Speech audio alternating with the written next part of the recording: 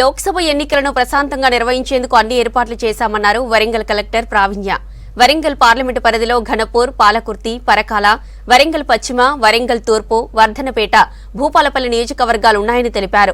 ఈ 4 జిల్లాల పరిధిలో 18,16,543 మంది ఓటర్లు ఉన్నారని చెప్పారు.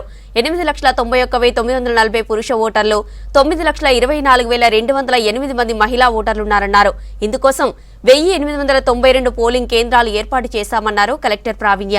ఎన్నికల్లో ఎలాంటి అవాంఛనీయ సంఘటనలు తలెత్తకుండా చెక్ పోస్టులు ఏర్పాటు చేశామన్నారు వరంగల్ సిపి అంబర్ కిషోర్.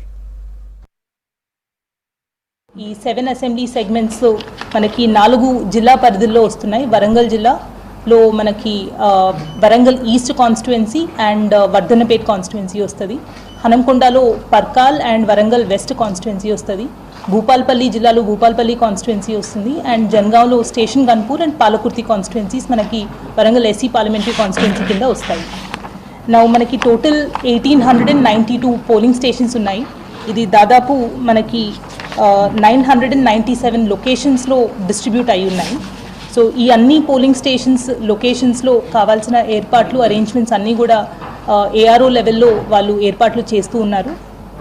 మనకి ఈ 7 అసెంబ్లీ సెగ్మెంట్స్ అంటే మన పార్లమెంటరీ కాన్స్టిట్యుయెన్సీలో number of voters as on date 18,16,543 voters ఉన్నారు. దాంట్లో 9,24,208 మహిళా ఓటర్లు ఉన్నారు.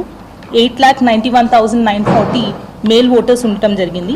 395 ట్రాన్స్జెండర్ ఓటర్స్ కూడా మన పార్లమెంటరీ కాన్స్టిట్యుయెన్సీలో ఉన్నారు.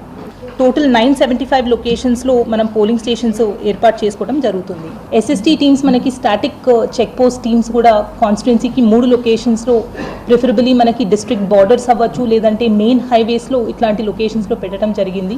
మేము కూడా సివిల్ అడ్మినిస్ట్రేషన్తో కలిసి మాకు ఉన్న ముఖ్యమైన పాత్ర ఉంది. ఎస్ఎస్టీ ఎఫ్ఎస్టీ మీద సరిగా ఫోర్స్ డిప్లాయ్మెంట్, అదేవిధంగా క్రిటికల్ పోలింగ్ లొకేషన్స్ అన్నీ ఐడెంటిఫై చేసి అక్కడ సరిగా బందోబస్తు పెట్టడానికి రెస్పాన్సిబిలిటీ పోలీస్ డిపార్ట్మెంట్ మీద ఉంది.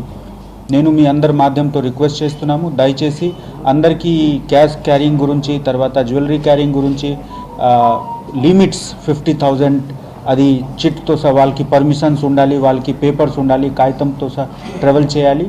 మేము కూడా అందరు పబ్లిక్కి అవేర్ చేసి మన వాళ్ళకి కూడా పోలీస్ ఆఫీసర్స్కి కూడా అవేర్ చేయడం జరిగింది ట్రైనింగ్ ప్రోగ్రామ్ ద్వారా. ఆ విధంగా పబ్లిక్కి ఇబ్బంది లేకుండా మనము ఎన్ఫోర్స్మెంట్ తప్పకుండా చేస్తాము. మేము కూడా రిక్వెస్ట్ చేస్తున్నాము, ఎక్కడా కూడా శాంతి భద్రతా పరిరక్షణలో ఇబ్బంది జరుగుతూ ఉంది, అట్లా విషయం మీ దృష్టిలో వస్తే ఇమీడియట్గా మాకు ఇన్ఫార్మ్ చేయండి. మేము ఇమీడియట్గా